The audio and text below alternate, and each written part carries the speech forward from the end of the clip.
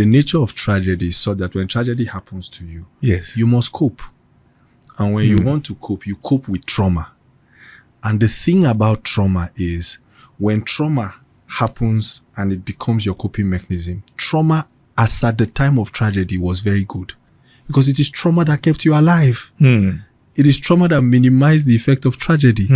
But the nature of trauma is it continues to serve you until it no longer serves you. So at some point, you have to say to yourself that, thank you, trauma, for helping me cope as a child, for helping me cope as a young adult. So someone who, for example, had a speech impediment as a child, he stuttered, he stammered, and they were bullying him.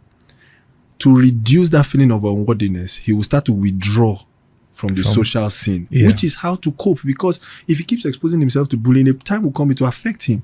So he now starts to withdraw. He now becomes an introvert. But he's not truly an introvert. It is the tragedy of bullying that produced the trauma of introversion.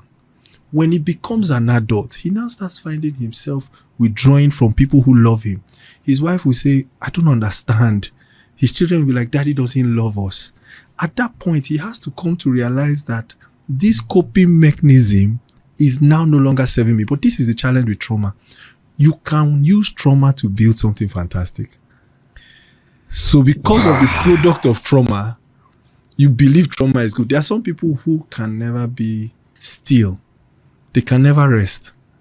And because they are building something that is great, they've lost the concept of Sabbath. And you can't tell them that that is a trauma response. So you're saying it's not just hard work. It can be that you are hiding from something or running from something.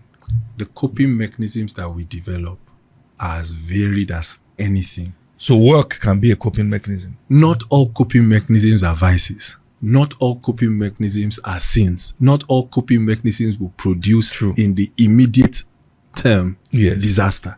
It is in the long term, because that person that keeps walking and walking and walking and walking and walking, the natural progression of life is in your old age, you cannot walk as much. Yes. And even if you walk as much, you cannot keep up with the next generation. Yes. So what will happen is that person will no longer have as many activities, and then they will not know what to do with themselves.